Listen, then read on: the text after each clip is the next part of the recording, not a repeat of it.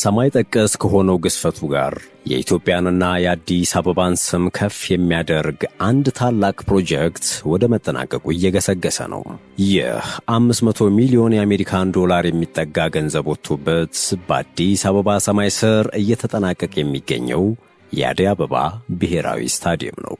ጣሪያው የኢትዮጵያ የአዲስ ዓመትና የተስፋ ምልክት የሆነውን የአደይ አበባ ቅርጽ እንዲይዝ ተደርጎ ኢንተለጀንት ሜምብሬን በተባለ ቴክኖሎጂ የተሠራ ሲሆን ቀላል፣ ዘመናዊና የተመልካቾችን ምቾት የሚጠብቅ ከመሆኑ ባሻገር በአዲስ አበባ ሰማይ ላይ እንደ ደመና ተንሳፎ የሚታይ ይመስላል።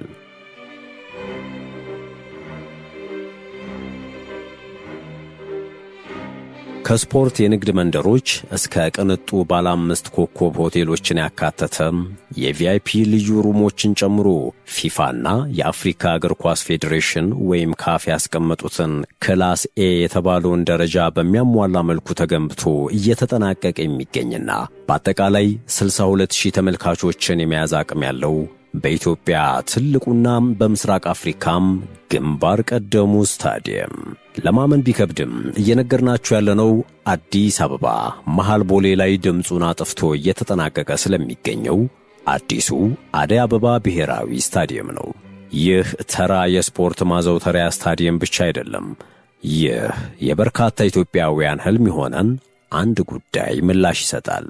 የ2029 የአፍሪካ ዋንጫን በኢትዮጵያ ምድር አዲስ አበባ ላይ ለማስተናገድ ከወዲሁ ታቅዶ በፍጥነትና ለማመን በሚከብድ መልኩ በጥራት በመጠናቀቅ ላይ የሚገኘው ከቅንጡ 5 ኮከብ ሆቴል እስከ ዘመኑ ቴክኖሎጂ ያካተተው በምስራቅ አፍሪካ ግዙፍና ዘመናዊ ከሚባሉት ተርታ የሚሰለፈው የኢትዮጵያው አደይ አበባ ብሔራዊ ስታዲየም ስታዲየሙ ሙሉ አገልግሎት ሊሰጥ በሚችል መልኩ የማጠናቀቂያ ስራዎች ይሆናሉ። ጣራ ማልበስ፣ ወንበር መቅጠም፣ ዲጂታል ሲስተሞቹን፣ የካሜራ ሲስተሞቹን፣ የቲኬት ሲስተሞቹን የማደራጀት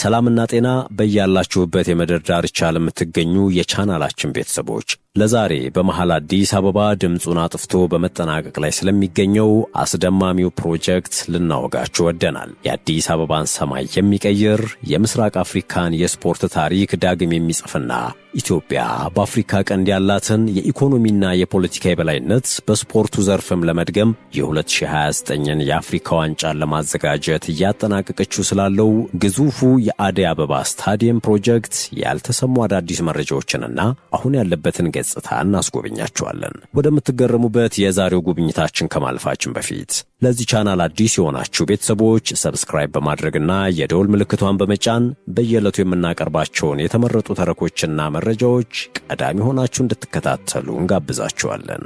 አብራችሁን ቆዩ።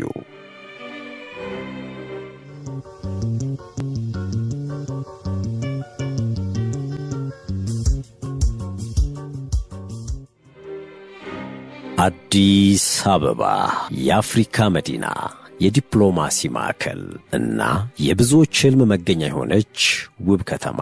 አዲስ አበባ አሁን ላይ ለጥቂት ዓመታት አይቷት የማያውቅ የከተማዋ ነዋሪ ራሱ ቢያያት ለውጧ እጅግ የሚያስደነግጠው ለማመንም የሚከብደው ቢሆንበት አይፈረድበትም።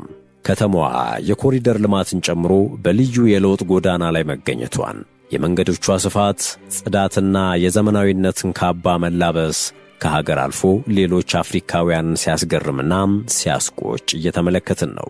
ከቀናት በፊት በአወዛጋቢ ነገሮቻቸው የሚታወቁት የኡጋንዳው ፕሬዝዳንት ዩዌሪ ሙሴቬኒ ልጅ የሆኑትና የሀገሪቱ የመከላከያ ሰራዊት አዛዥ ጄኔራል ሙሃዚ ኬኑሪጋባ ስለ አዲስ አበባ በግርምትና በመደነቅ ትዊት ያደረጉትን መመልከት ብቻ ይበቃል። ጄኔራሉ በዚሁ ትዊታቸው ወንድሜ ጠቅላይ ሚኒስትር አብይ አህመድ በአዲስ አበባ ያደረገውን እኛም እድሉን ስናገኝ ለካምፓላ እናደርጋለን በማለት ያላቸውን አድናቆትና ራዕይ ገልጸዋል።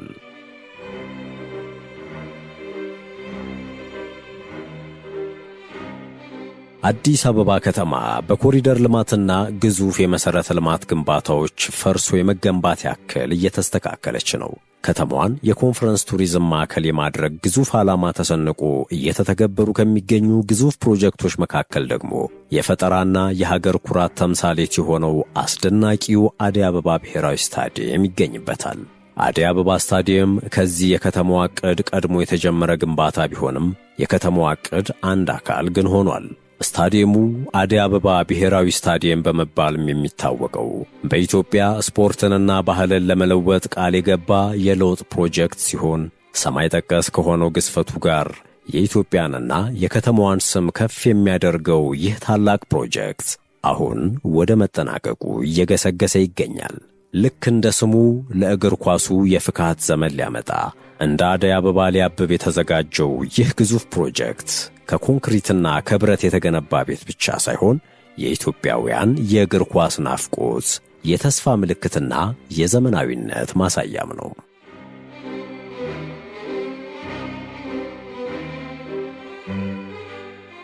ትንሽ ወደ ኋላ መለስ ብለን እንቃኝ።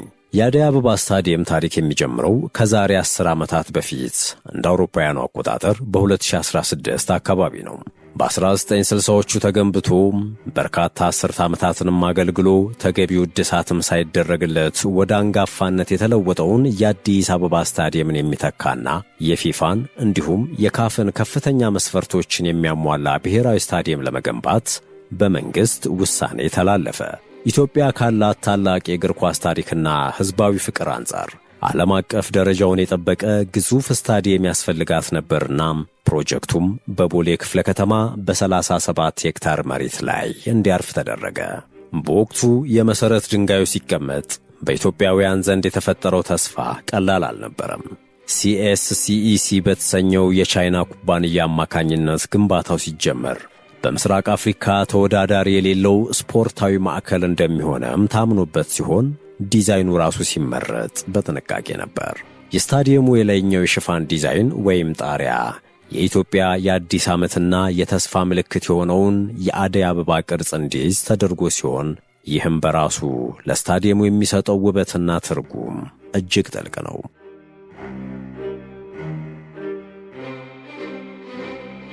የግንባታው ጅማሮ እጅግ ተስፋ ሰጪና በታላቅ ግርማ ሞገስ የታጀበ ነበር። ሆኖም ግን እንደ ማንኛውም ግዙፍ ፕሮጀክት አደይ አበባም በርካታ ፈተናዎች ከፊቱ ተደቅነውበት ነበር። ግንባታው በፍጥነት ተጀምሮ የነበረ ቢሆንም ባለፉት ዓመታት በተለያዩ ምክንያቶች ሲጓተት ቆይቷል። ከነዚህ መካከል ዋነኛው የገንዘብና የውጭ ምንዛሪ እጥረት ነበረ። ለአንድ ግዙፍ ስታዲየም የሚያስፈልጉ ዘመናዊ ማሽነሪዎችና የግንባታ ቁሳቁሶች ከውጭ የሚገቡ በመሆናቸው የዶላር እጥረት በሥራው ላይ ትልቅ እንቅፋት ፈጥሮ ነበር። በሂደት የውጭ ምንዛሪ እጥረት፣ የዲዛይን ማሻሻያዎች ፍላጎት ተጨማሪ ምክንያቶች ቢሆኑም ከዚህ በተጨማሪ የኮቪድ-19 ወረርሽኝ መከሰትና በወቅቱ የነበረው የጸጥታ ሁኔታ ግንባታው ለተወሰነ ጊዜ እንዲቋረጥ አድርጎታል። ይህም ግንባታው በተያዘለት ጊዜ እንዳይጠናቀቅና በተመልካች ዘንድ ይህ ስታዲየም ያልቃል ግን የሚል ጥያቄ እንዲፈጠር ምክንያት ሆኖ ነበር። ዛሬ ላይ አጠቃላይ የግንባታ ወጪው 500 ሚሊዮን የአሜሪካን ዶላር በሚጠጋ በጀት ወደ ማጠናቀቂያው ምዕራፍ እየተቃረበ የተገኘበት ምክንያት መንግሥት ፕሮጀክቱ ለሀገር ገጽታ ያለውን ፋይዳ በመረዳት ተግዳሮቶቹን በመፍታት ወደ ሁለተኛውና ወሳኙ የግንባታ ምዕራፍ እንዲሸጋገር በማድረጉ ነው። አሁን ላይ በቦታው የሚታየው እንቅስቃሴ የሚያረጋግጥልን ነገር ቢኖር እንቅፋቶቹ ተወግደው ስታዲየሙ ወደ ፍጻሜ መስመር እየገሰገሰና ለምረቃ ቀን የሚቆጥርበት ጊዜ ብቻ ነው።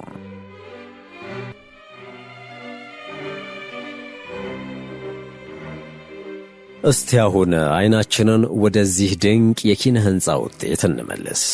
ወደ ስታዲየሙ ስነ ሕንፃ ስንመጣ እውነት ለመናገር አይንን የሚማርክ ጥበብን እናገኛለን። ዲዛይኑ የተሠራው በዓለም አቀፍ ደረጃ ስመጥር በሆነው LAVA በተባለ ተቋም ነው። ይህ ስታዲየም ከኢትዮጵያ ታሪካዊና ባህላዊ ቅርሶች ጋር የተቆራኘ ነው። የስታዲየሙ ቅርጽ በከፊል ወደ መሬት የሰመጠ ወይም ሰንከን ዲዛይን ሲሆን ይህም በላሊበላ የሚገኙትን ውቅር አብያተ ክርስቲያናት ጥበብ ያስታውሳል። ይህ አይነቱ ዲዛይን ስታዲየሙ ከአካባቢው መልክዓ ምድር ጋር ተስማምቶ እንዲታይ ከማድረጉም በላይ ለተመልካቾች የተለየ ስሜትን ይፈጥራል። ሌላው የሚገርመው ነገር የስታዲየሙ ጣሪያ ነው። ኢንተለጀንት ሜምብሬን የተባለ ቴክኖሎጂን በመጠቀም የተሠራው ይህ ጣሪያ በአዲስ አበባ ሰማይ ላይ እንደ ደመና ተንሳፎ የሚታይ ይመስላል። ይህ ጣሪያ ቀላል፣ ዘመናዊና የተመልካቾችን ምቾት የሚጠብቅ ነው። ግዝፈቱን ከተመለከትንም ስታዲየሙ በአጠቃላይ 62000 ተመልካቾችን የመያዝ አቅም ያለው ሲሆን ይህም በኢትዮጵያ ትልቁና በምስራቅ አፍሪካም ግንባር ቀደም ያደርገዋል። ስታዲየሙ የተገነባው ፊፋና ካፍ ያስቀመጡትን ክላስ ኤ የተሰኘውን ደረጃ በሚያሟላ መልኩ መሆኑ በተመልካች ብዛት ብቻ ሳይሆን በጥራትም በኩል አስደማሚነቱን የሚያመላክት ነው።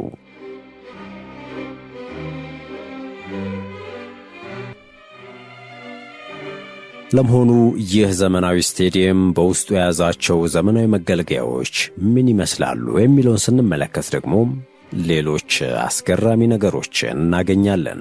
አዲስ አበባ ስታዲየም የእግር ኳስ ሜዳ ብቻ አይደለም፣ ራሱን የቻለ የስፖርትና የንግድ መንደር ነው። ዘመናዊ ሲኒማ ቤቶች፣ የንግድ ማዕከላት ወይም ሾፒንግ ሞልስ እንዲሁም የኢትዮጵያን ስፖርት ታሪክ የሚዘክር ትልቅ ሙዚየም ይኖረዋል። ለስፖርት ጋዜጠኞችና ለቀጥታ ስርጭት የሚሆኑ ዘመናዊ የሚዲያ ማዕከላት፣ የላቁ የደህንነት ካሜራዎችና የቁጥጥር ስርዓቶች እንዲሁም በሺዎች የሚቆጠሩ መኪኖችን መያዝ የሚችል ሰፊ የቪአይፒ መኪና ማቆሚያ ተገንብቶለታል። ለአትሌቲክስ አፍቃሪያን ደግሞ የዓለም አቀፍ ደረጃን የጠበቀ የመሮጫ ትራክና የኦሎምፒክ ደረጃ ያለው የመዋኛ ገንዳ ተካቶበታል።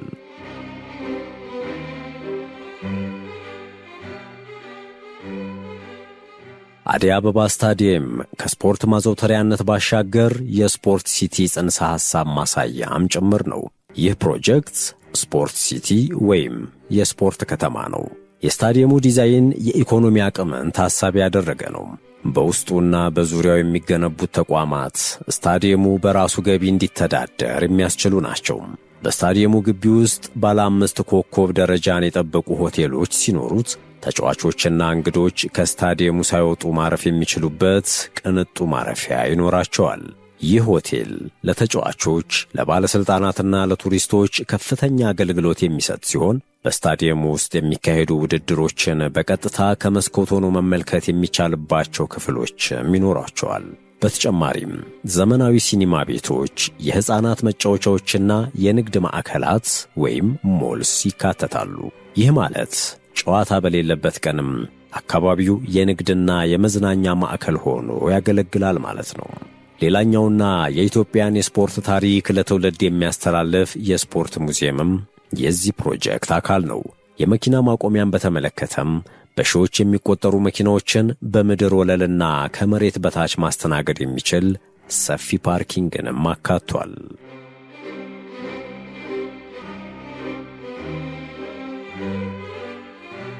የአዲስ አበባ ስታዲየም ፋሲሊቲዎች የጠቀስናቸው ብቻ አይደሉም። እንደ አንድ ዓለም አቀፍ ስቴዲየም ተጨማሪ አኮሞዴሽን ፋሲሊቲስ ያሉት ሲሆን ከነዚህ መካከል የመጫወቻ ሜዳና አትሌቲክስ አንዱ ነው።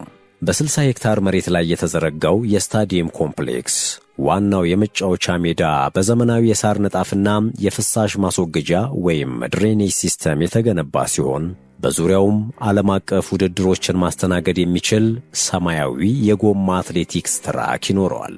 ይህ ኢትዮጵያ በአትሌቲክሱ ዓለም ያላትን ዝና በገዛ ምድሯ በክብር እንድታሳይ ያስችላታል። ሌላኛው የቪአይፒ እና የቪቪአይፒ ቦታዎች ናቸው። ስታዲየሙ ለሀገር መሪዎችና ለስፖርት ቤተሰቦች የሚመጥኑ እጅግ ዘመናዊ የቪአይፒ መቀመጫዎች አሉት። እነዚህ ክፍሎች በልዩ የመስታወት ግድግዳዎች የተከለሉ የራሳቸው መስተንግዶና የሊፍት አገልግሎት ያላቸው ናቸው።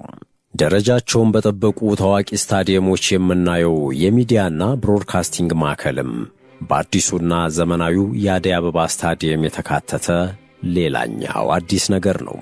በዘመናዊው እግር ኳስ የሚዲያ ሽፋን ወሳኝ እንደመሆኑ መጠን አዲስ አበባ ስታዲየም ለጋዜጠኞች፣ ለካሜራ ባለሙያዎችና ለቀጥታ ስርጭት ጣቢያዎች የሚሆን በከፍተኛ ቴክኖሎጂ የተደራጀ የሚዲያ ማዕከል አካቶ ነው ግንባታው በመፋጠን ላይ የሚገኘው።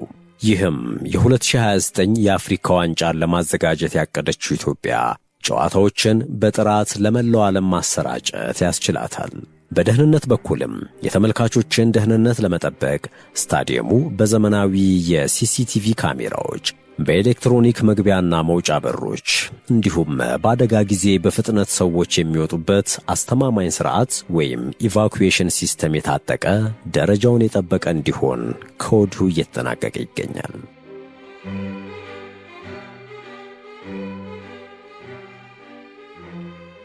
ይህ ስታዲየም መጠናቀቁ ለኢትዮጵያ ምን ትርጉም አለው ተብሎ ቢጠየቅ መልሱ እጅግ ሰፊ ነው። በመጀመሪያ ደረጃ ኢትዮጵያ የ2028 የአፍሪካ ዋንጫን ለማስተናገድ ለምታደርገው ጥረት ይህ ስታዲየም የጀርባ አጥንት ነው። እናም ከምስራቅ አፍሪካ ሀገራት ጋር በመሆን ለምናደርገው የውድድር ጥያቄ አዲስ አበባ ስታዲየም እንደ ዋና ካርድ ሆኖ ያገለግላል። ከሁሉ የከፋው የኢትዮጵያ እግር ኳስ ፌዴሬሽን ባለፉት ዓመታት ያጣው በርካታ ሚሊዮን ብር ነው።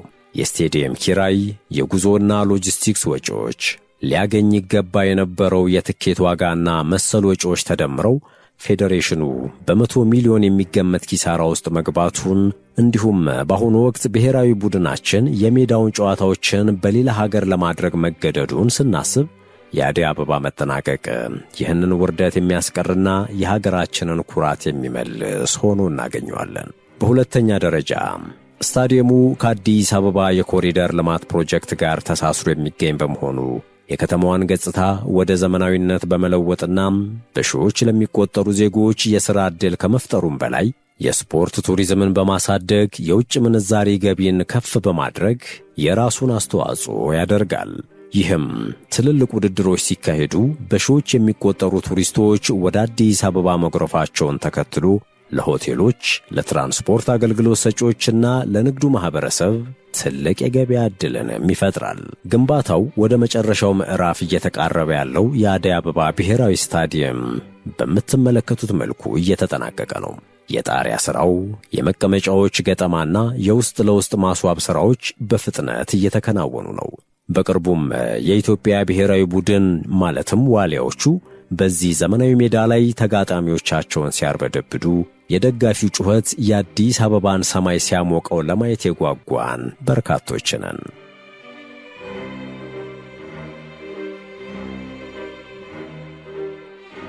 ውድ የቻናላችን ቤተሰቦች ለዛሬ በአዲስ አበባ ሰማይ ስር ሌላኛው ውበት ስለሆነውና በመጠናቀቅ ላይ ስለሚገኘው የአዲስ አበባ ብሔራዊ ስታዲየም የቃኘንበት ዝግጅት የተከታተላችሁትን ይመስል ነበር። እናንተስ ስለ አስደማሚው አዲስ አበባ ስታዲየምና ስለ 2029 የአፍሪካ ዋንጫ ምን ሐሳብ አላችሁ? በኮመንት መስጫው ላይ አጋሩን። በተጨማሪም በመሸዋለኪያ ቻናል ቢሰራ ወይም ቢቀርብልን የምትሉት ጥቆማም ካለ በተመሳሳይ በኮመንት መስጫው ብታጋሩን ደስ ብሎን እንቀበላለን። በመጨረሻም አብራችሁን ስለቆያችሁ እያመሰገንን ለቻናሉ አዲስ የሆናችሁ ሰብስክራይብ በማድረግና የደውል ምልክቱን በማብራት አዳዲስ ተረኮችን ስንለቅ በቅድሚያ እንዲደርሷችሁ ማድረግ እንደምትችሉ በማስታወስ ተሰናበትን።